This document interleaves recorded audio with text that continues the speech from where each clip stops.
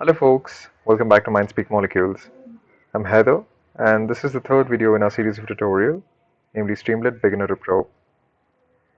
Well, in the previous two videos, we've discussed in great detail the need for visualization dashboards and how do we install Streamlit into our systems. If you weren't aware of how to install Streamlit, I've made a separate video whose link is given in the top right corner of your screen right now, and the same is mentioned in the description box as well. So today, we talk about how the different types of text with varying styles and sizes can be written in a web app using Streamlit. So let's get started. So before we write some actual amount of code which can be displayed over a web app, we have to follow a few set of rules. We have to initiate all of our code in one project folder or one root folder. And this is going to be serving as the repository for all of the project files and folders, right? So when you try to deploy this particular web app in the near future, once your entire project is set up, it's going to be really easy, guys. So as a programmer, as a developer, this is one of the best skills you could acquire, and that is to create project folders and name your files according to what task they follow in that particular repository. So let's go ahead and actually create one project folder for the tutorial as well.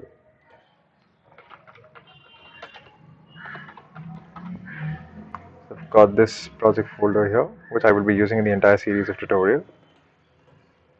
And guys, I'm going to use Atom as my ID for the entire series of tutorial where I'll be writing my code.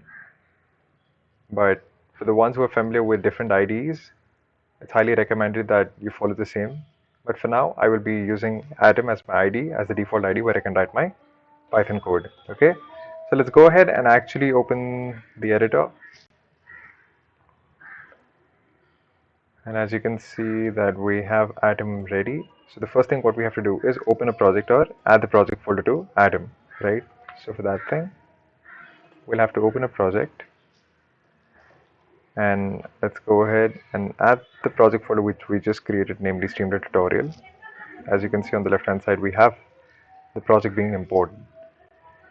So we'll have to do right click here and then select a new file, and over here we will be writing the name of the file which we will be implementing right now or running right now in the near future.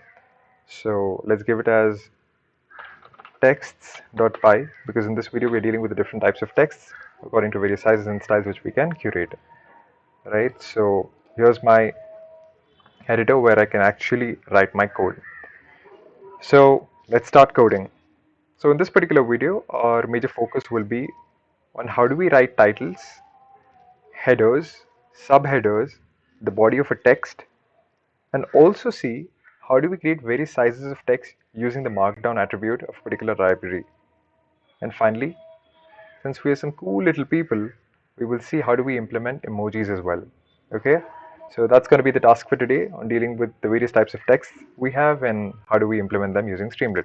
So the first and the foremost responsibility is to import the Streamlit library, right, which we have already installed into our system. So let's go ahead and import Streamlit. Okay, so this line basically confers that we've imported Streamlit, and now as you can see that we have written import Streamlit as st. So st is going to be the keyword which you will be using in the further code, right? You cannot use Streamlit right now. Why? Because we've given it as import Streamlit as st. So st is going to be the reference to Streamlit library the next time. You cannot use Streamlit. So it basically avoids a lot of, repetitive typing of Streamlit again and again wherever it's needed. So let's go ahead and actually, print the first title probably for a web page. So every web page will have one title, right? So it's highly recommended that you do not use the title attribute a lot of times in a web page, because every web page or particularly in a particular section will have only one title. So it's highly recommended that you use title only once in your web page. So it's st.title. So as you can see, I've given st here on the left, which is nothing but referring to Streamlit, and along with that I'm using the dot operator and calling the title attribute to it. So in st.title we will be implementing the actual title of the particular web page we have right now. So let's give the title as Mindspeak Molecules. Okay, so this is how I'm going to write a title using Python as well as the Streamlit code, right? So let's save this file right now, and I will be teaching you how do you run Streamlit code, and This is particularly different as compared to, the normal way by which you implement all of this, Python code and run them into your console. It's not the same here. We'll have to open the project folder, and over here where the name of the folder is written, you'll have to click it once and write cmd. And once you open the terminal, this is where you have to write one single line of code, and that is Streamlit run. And after run, you will have to mention the name of the file, which in this case is text.py. As you can see, it's open into a browser right now. We have it open. This is the web server of Streamlit, and whatever we have written here, which is st.title of Mindspeak Molecules, has been successfully reflected. And as you can see, it's pretty big, and it serves to be the title of the web page we've written. So let's go ahead and further explore as to how do we write the headers and subheaders. So any particular web page will have a lot of headers, and under which you will have a lot of body text written, and headers might also have a possibility of subheaders under them, right? So let's go ahead and explore how do we do headers and subheaders. So it has to be again Streamlit dot, you will have to call the header attribute and then write the header here, first video, okay, under which we can also write st dot subheader, and over here say sample text files. Let me save this. And now when you're running it again, so for the first time when you've run your Streamlit code, it's that additional process using the project folder which I've shown. But if you're running it the other time, you don't have to again go to the project folder and write cmd, open the terminal, and again run the entire thing. The server is already running, so you don't have to do anything else. Come to the web browser, and at the top right corner you have to just there's this I here, so you have to go there and actually press rerun. And once you do, as you can see, the header and the subheader has been successfully reflected. So the title has a huge font, the headers with a minimal font, a smaller one, but it's not bolden, and subheaders are even more small. This is how you can write titles, headers, and subheaders in Streamlit. So let's go ahead and try to implement the body of the text right now. So now that we have a header and a subheader, let's try to add some text to that particular section of the web page. So it has to be st.text, and then we shall write, if you like this video, subscribe to our channel. Okay, so I've written text here. Let's see if it's reflected on the web page. Again, let's rerun it. As you can see, the font is pretty small, and it serves to be the body of the headers which you have written here. Okay, so that's how you basically add the body of your text using the .text attribute in Streamlit. You also have another option, and that is st.write. And if you just copy the same thing again and paste it here, let's try to rerun this again. As you can see, it's printed here. The only thing is there is a difference of the font, styling between the two, but it's highly recommended that you use the .write attribute whenever you're trying to write the body of your text in the web page, right? So that's how you basically use text and write. As per your convenience, you can use either.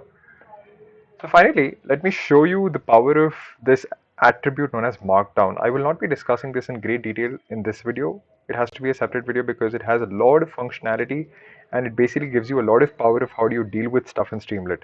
So I will just try to hint with respect to the different types of headers with different sizes which you can implement using the Markdown for now.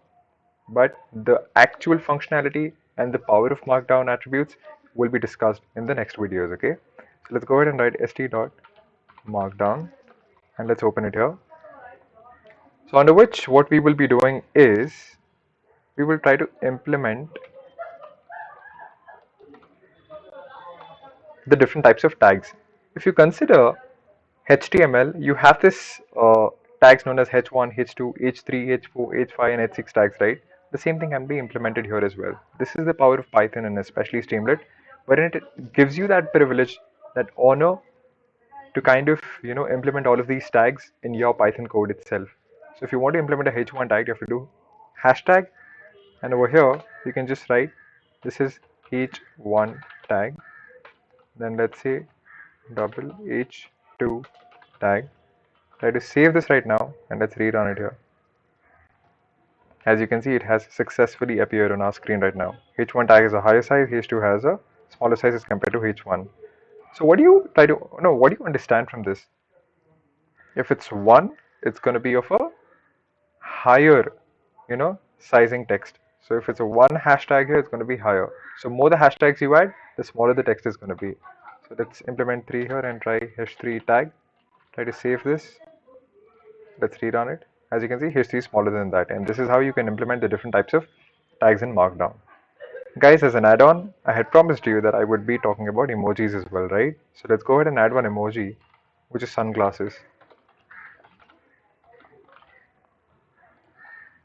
Wow, this looks cool. We have the sunglasses emoji here, which is pretty cute and cool as well. So this is how you can also, add an emoji, and that's the power of Markdown in general. But talking in specific, I will be making a separate video which talks about Markdown on a whole. So the kind of, functionality it can give you in order to make your web pages more creative and attractive. So that's all for this video, guys, where we've learned about how to add titles, headers, subheaders, the body of the text using .text and .write attributes, along with Markdown to use the HTML tags with respect to the Python code. If you like the content of this video, please like and share the video as well as subscribe to my channel. Thank you very much.